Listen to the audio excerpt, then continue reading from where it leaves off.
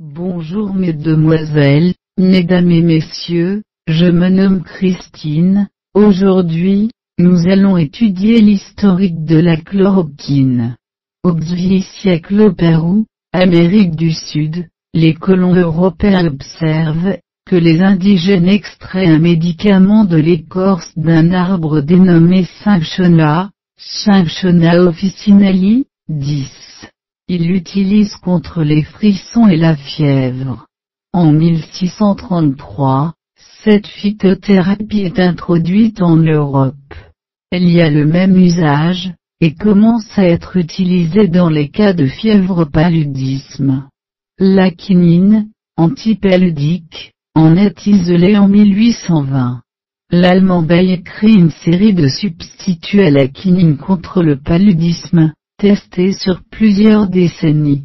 En 1926, la plasmokine, pamaquine, amino-8-quinoléine, est la première sélectionnée, utilisée jusque dans les années 1980, en association avec la rhodoquine, 1930, de Fourneau. En 1932, la tabrine, amino-9-atridine, qui semble aussi efficace que la quinine, mais jaunit la peau des patients.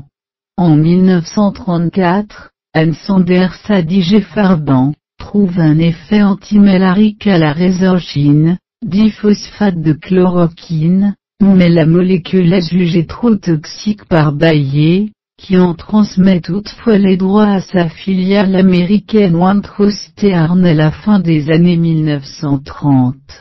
En 1936, Anders a créé un dérivé de la résorgine, moins toxique, la sontochine, 3-méthylchloroquine, appartenant à une nouvelle classe d'antipaludiques, les amino-4-quinoléines.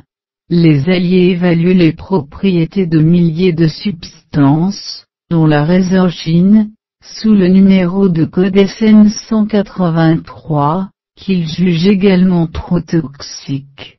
En novembre 1939, les Allemands déposent des brevets sur plusieurs aminoquinolines, dont la résorgine et la sontochine, RIF nécessaires. En mars 1941, Bayer accorde à Winthrop les droits sur la résorgine, brevet immatriculé aux États-Unis sous le numéro 233 970, et la sontochine. Winthrop n'avait apparemment pas produit le résorgine avant d'en être requis en novembre 1943. En 1940, Just Hubéris de Winthrop avait fait parvenir des échantillons de résorgine à Lowell Coggesal de l'Institut Rockefeller, où John May ne l'attesta pas avant janvier 1941. Winthrop transmit ses résultats au comité officiel en décembre 1942. La découverte d'échantillons et de données venant de Tunisie va ressusciter la substance. Au printemps 1944, la sontochine fait l'objet de tests cliniques, tandis que l'administration américaine demande à Winthrop de fournir toutes les données qu'elle pourrait posséder sur les substances apparentées à la sontochine, qui reçoit alors le numéro de code SN 691116.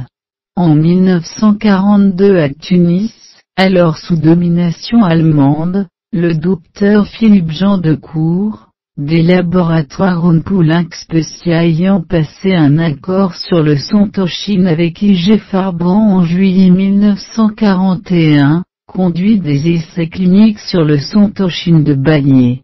Après l'entrée à Tunis de la première armée britannique, le 7 mai 1943, le docteur Schneider, auquel Decour avait transmis le résultat de l'étude, propose aux Alliés de l'alors communiquer.